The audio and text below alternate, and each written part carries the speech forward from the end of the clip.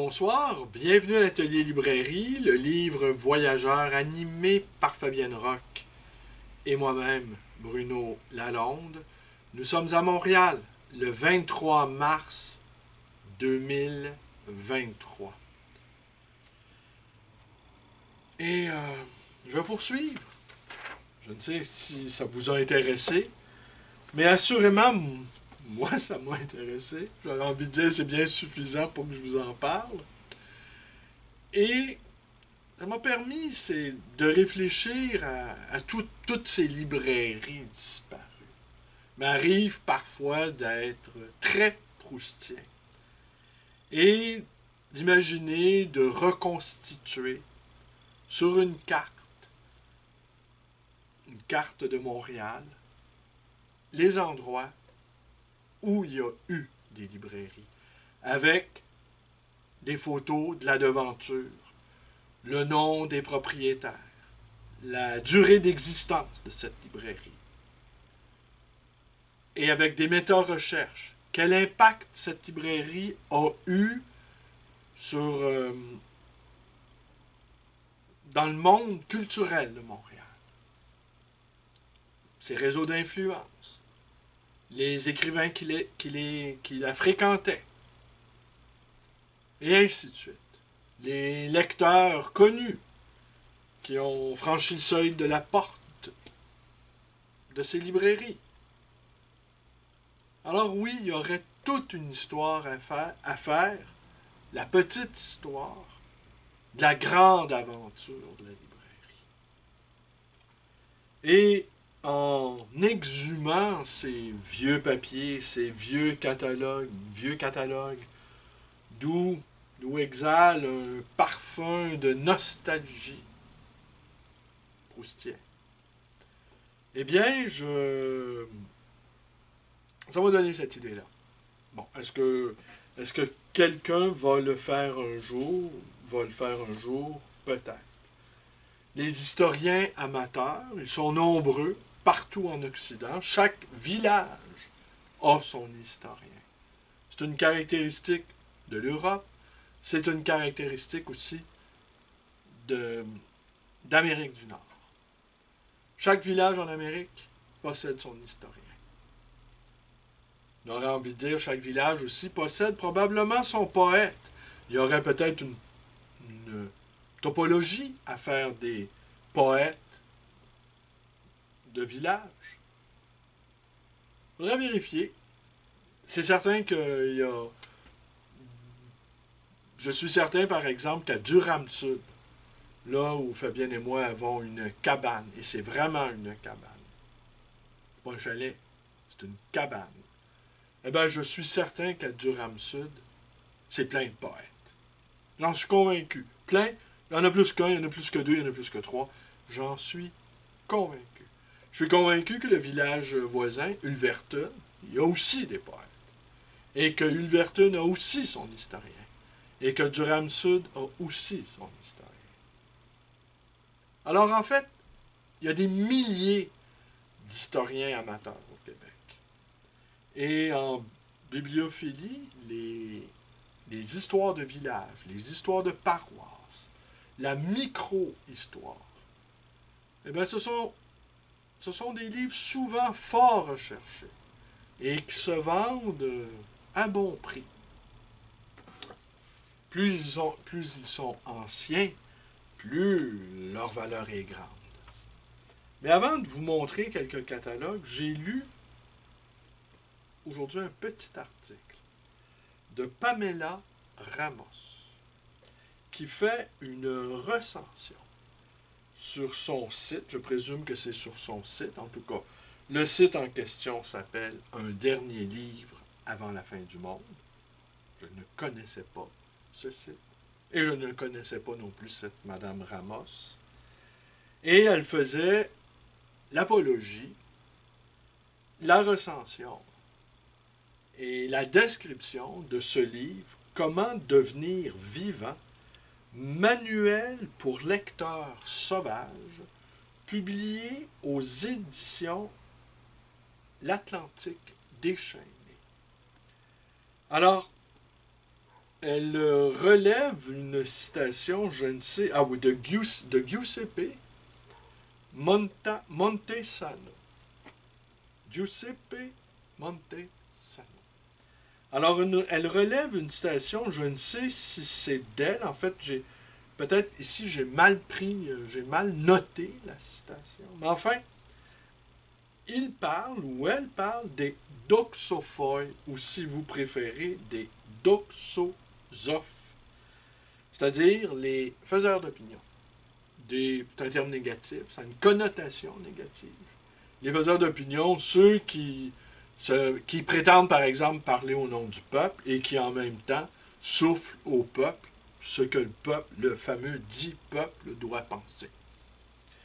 Et ces doxophoi, ce sont des savants, je cite, ce sont des savants ne sachant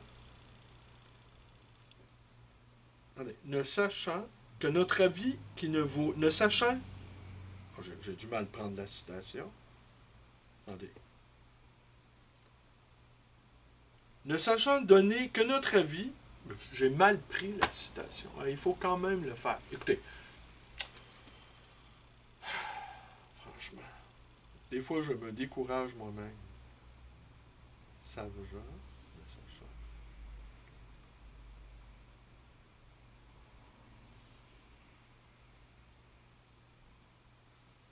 Écoutez, l'idée, je vais vous partager, je vais corriger mon erreur, je vais partager en note de bas d'écran la citation exacte. Ou à moins que je n'arrive pas à relire ma propre écriture, ce qui est possible, mais j'essaie d'être clair avec moi-même. Alors en fait, l'idée, c'est que les livres, il faut, il faut lire pour... Il faut, il faut lire pour vivre. Voilà. Il faut lire pour vivre et que notre ardeur de vivre, là je cite Madame Ramos, notre ardeur de vivre serait corrélée à la lecture de bons livres. Et que d'une certaine manière, il ne fallait pas hésiter à se mettre en retrait. En retrait de l'hypnose numérique, en retrait des téléséries, en retrait des réseaux sociaux qui sont devenus, en tout cas par les temps qui courent, ils sont devenus, à mon sens, en tout cas, là encore là, j'en perds mes mots, mais la nuit dernière ou la nuit d'avant, je me suis réveillé en pleine nuit en pensant à l'Ukraine, eh oui, en pensant à ces gens qui souffrent, qui meurent, à ces jeunes soldats qui, euh, qui vivent une expérience terrifiante, pendant que nous, de ce côté-ci de l'Occident, eh bien, nous nous gavons de téléséries. Autour de moi, malheureusement, je l'ai dit, il y a des poutiniens, il y a des trumpiens, il y a des anti-vax. Généralement, c'est les mêmes, hein, c'est la ligne droite. Anti-vax, trumpiens, poutiniens. Des gens qui détestent la démocratie, des gens qui jugent que la manière autoritaire, c'est la meilleure manière pour faire fonctionner notre société, qui ont des solutions simples, qui ont des solutions radicales. Et alors je me suis réveillé en plein milieu de la nuit me disant que, bon, oui, ils se battent, les Ukrainiens, ils se battent pour leur pays, ils se battent pour leur langue, ils se battent pour leur territoire, ils se battent pour retrouver leur maison, retrouver leurs enfants, retrouver leurs épouses, retrouver leurs chiens, retrouver les copains. Certains d'entre eux, ils sont à la guerre avec leurs copains. Ils se battent pour des vraies raisons, disons. Mais en même temps, s'ils perdent leur combat, eh bien, nous sommes cuits. Et je vois bien que personne en Occident, dans les pays occidentaux, ne veut, aucun dirigeant ne veut y aller. Alors, on les alimente en armes, on leur vient en aide techniquement, mais on n'est pas prêt à en payer le prix. Mais cependant, il y a autour de nous des gens qui détestent la société dans laquelle nous vivons, qui la détestent furieusement, passionnément. Et pour moi, c'est une découverte, vous allez me dire, à mon âge, j'aurais dû découvrir ça avant, mais c'est une découverte qui me bouleverse totalement. Et qui fait que, oui, j'aurais envie de retraiter dans ma bibliothèque, mais, et c'est là le point important, c'est que oui, on retraite dans sa bibliothèque, non pas pour se retirer des affaires du monde, mais pour prendre de la puissance. C'est une idée que j'ai depuis un bon moment. On lit pour augmenter sa puissance d'existence. Je sais bien que ça, c'est une école, j'appartiens à cette école-là, et je sais aussi qu'il y a une autre école qui dit qu'au fond, on lit pour apprendre, on lit pour s'instruire. Pour moi, l'instruction, l'apprentissage, c'est un effet secondaire de la puissance d'existence. On apprend des choses par un effet secondaire. L'élan vital, l'élan qui fait qu'on a le goût de se réveiller le matin, même s'il y a parfois des nuits un peu troublées. On a le goût de se réveiller le matin pour accomplir un certain nombre de choses. On sait aussi que tout le long de notre journée, on va avoir des moments où on va pouvoir se plonger dans un livre. On va aller trouver des forces, on va aller augmenter notre vitalité.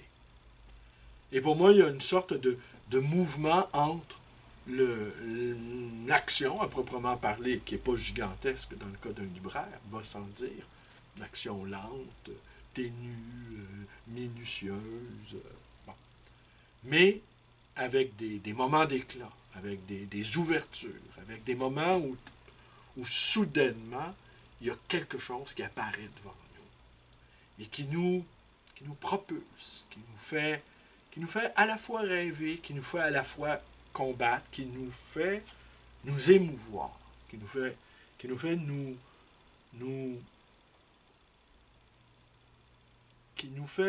nous sentir vivants. Alors oui, on ne lit pas pour se cacher, on lit, oui, on est obligé de se cacher pour lire.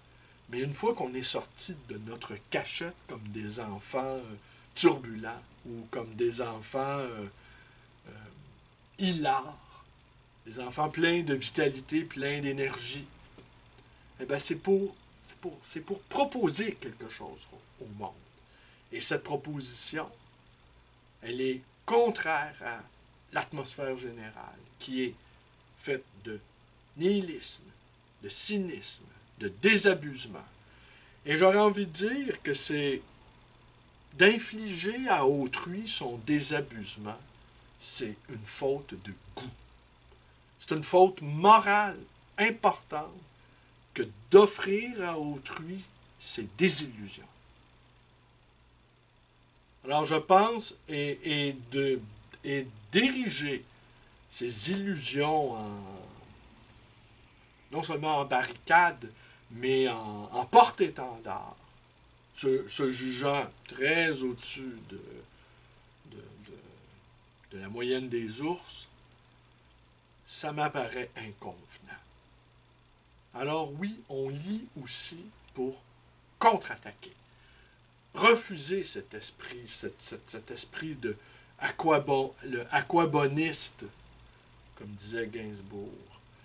Refuser cet esprit de désespérance pépère. Refuser le désabusement de celui ou celle qui est revenu de tout. Cette posture de celui et celle à qui on ne la fait pas. Celui qui sait. Et les gens qui lisent pour acquérir plus de savoir, dont c'est le but premier, je vous dirais ça, c'est la deuxième école. Je n'appartiens évidemment pas à cette deuxième école. Parce que trop tôt, sans doute, ou trop tard, n'importe, j'ai pris conscience que la connaissance me glissait entre les doigts.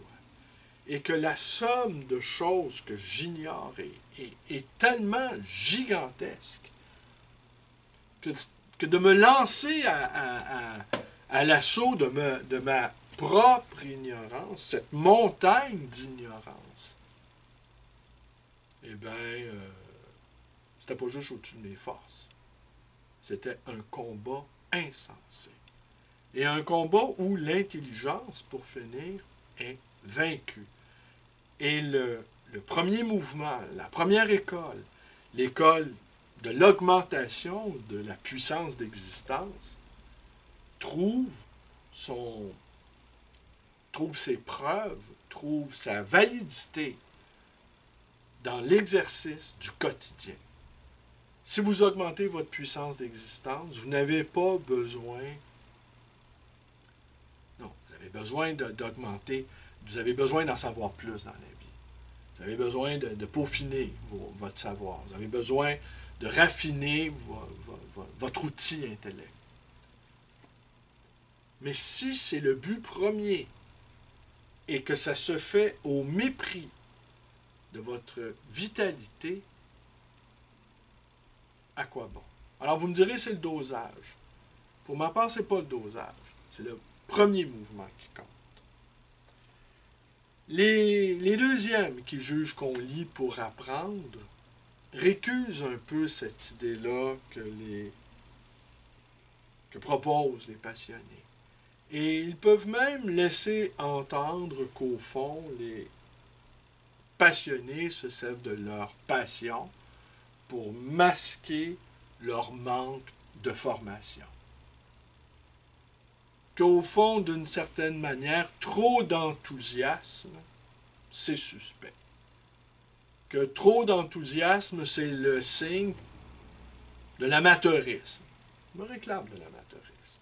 Trop d'enthousiasme, c'est la preuve que nous avons affaire à un converti, à un néophyte, à un débutant, à quelqu'un qui tout à coup vient de découvrir le pain tranché et le fil à couper le beurre. Mais nous, de la première école, de l'école primitive, j'aurais envie de dire, de l'école qui vit au ras du sol, qui est agrippée au sol, qui va chercher son énergie par les forces telluriques même, ou les forces de l'océan, ou les forces du cosmos, qui vit pleinement la contingence, qui ressent vivement le fait d'exister et qui va se vitaminer par des lectures riches, variées, abondantes, différentes, désordonnées même, foisonnantes, créatives. Eh bien, nous savons que notre ignorance, elle est sans fin. Et nous consentons à être des amateurs qui apprenons sans fin le métier de vivre. Mais on va chercher de l'aide. On va chercher de l'aide par des lectures roboratives qui donnent de la vigueur, qui donnent de l'énergie. Nous n'appartenons pas à cette deuxième école des doctes, des savants. Nous n'appartenons pas à cette école. Ou si nous y appartenons, c'est par les couloirs, par les antichambres, par le sous-sol, par les raccoins. Raccoins, oui. Recoins. Par les allées, par les avenues. Mais pas dans la grande salle. Et nous refusons, va sans dire, à être des maîtres. Nous demeurons des apprentis tenaces, des apprentis qui ne cèdent de rien. Alors oui, je vous parle d'un livre que je n'ai pas lu. Je vous parle d'un livre, cependant, que j'ai commandé. Déjà, le manuel pour lecteurs sauvages, j'en suis presque jaloux. Mais ce qui est bien dans la jalousie intellectuelle, ça existe, c'est qu'au fond, nous n'avons qu'à adhérer pour nous libérer de la jalousie. Nous n'avons qu'à être enthousiastes et émus devant une grande œuvre pour tout à coup être consolés de ne pas l'avoir écrite. On sait cependant qu'elle a été écrite pour des gens comme vous et moi. Et ça, c'est génial. C'est génial de penser que Cervantes, Dostoïevski ou Tchekhov ou Bulgakov ont écrit pour nous. C'est génial. Ces gens-là se sont échinés à écrire, se sont décarcassés pour offrir quelque chose de plus grand que nous, de plus grand qu'eux, mais pour nous. Et ça donne de la puissance. Et ça donne de l'espoir. Et ça donne de l'énergie de refuser l'atmosphère générale, qui est, à mon sens, pestilentielle. Les doxosophes, les faiseurs d'opinion, et l'agressivité qui suinte des uns et des autres, elle est inimaginable au fond. Et je ne sais pas qu'est-ce qui se passe, parce que est-ce que les gens, lorsqu'ils sont derrière leur clavier, derrière leur écran, ils se transforment? Est-ce qu'ils deviennent le Dr. Jekyll? Est-ce qu'ils se dédoublent? Que le vernis social qui fait que on use de bonne manière, en tout cas à minima, les uns avec les autres, tout à coup, ce vernis craque parce qu'il n'y a plus personne? Est-ce que c'est le fait d'être livré à soi-même qui fait que tout à coup, on perd pied? Que tout à coup, on croit que on peut tout dire, tout penser, tout écrire? Attaquer les uns et les autres? Moi, je sais, en tout cas, je suis excédé. Je suis excédé. Je ne suis pas juste excédé par les gens qui ne pensent pas comme moi. Je suis même bien souvent excédé par les gens qui pensent comme moi.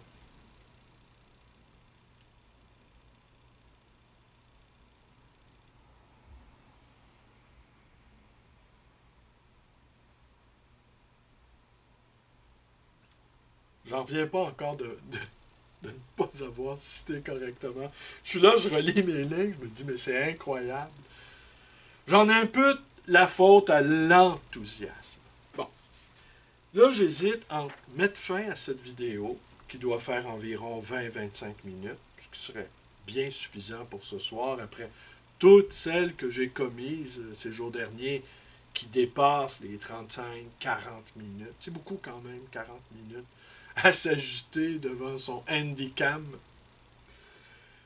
Et j'ai cru comprendre, je ne sais trop, que hier, c'était la 1000e vidéo sur ma 2e chaîne. J'ai vu ce chiffre apparaître sur ma chaîne YouTube. 1000. Parce que hier, c'était la 1000e.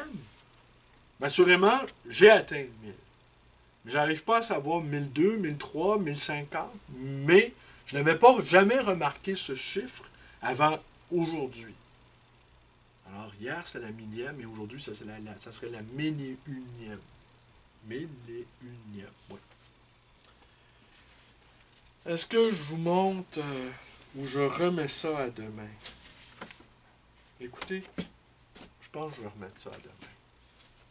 Hier, il y a Benoît qui, de temps à autre, écoute mes vidéos. Il me demandait comment je faisais. Comment je faisais pour faire des vidéos soir après soir. Ben d'abord, il y a plusieurs choses. Tenez, je vais conclure là-dessus. Il y a plusieurs choses. Comment je vais chercher mon inspiration? D'abord, je ne la cherche pas, mon inspiration. Je ne vais pas vous citer le mot de Picasso, vous le connaissez. J'ouvre ma librairie. J'ai affaire à tous les jours avec des gens extrêmement passionnés. Des gens qui se battent aussi. Des gens qui lisent pour augmenter leur puissance d'existence. J'en ai aussi qui lisent pour peaufiner leur savoir. Là, sont plus austères. Mais je sais les reconnaître. Et je les apprécie également. On n'est pas de la même famille, on n'est pas de la même école, mais je sais les apprécier. Et je sais aussi combien il faut de passion pour poursuivre opiniâtrement des recherches difficiles. Ils sont quand même passionnés. Ils ne vont pas faire comme moi, mettre la passion en avant, mais la passion, elle est là. Ils s'en servent comme point d'appui et non pas comme élan premier. Mais elle est là. Ils peuvent compter sur elle. Alors oui, les gens qui aiment les livres eux-mêmes qui apparaissent, qui se mettent en mouvement, les discussions, suffit parfois d'un mot, d'une phrase, pour que tout à coup, la petite mécanique se mette en mouvement et que je me dise, ah tiens, ça serait un bon thème de vidéo, ça. Parfois, c'est une idée fugace qui disparaît et il n'y aura pas de vidéo.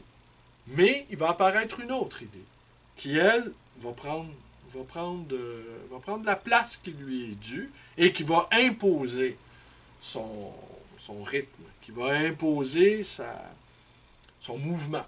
Et là, tout à coup, il y aura une vidéo qui va apparaître, comme ce carton de catalogue.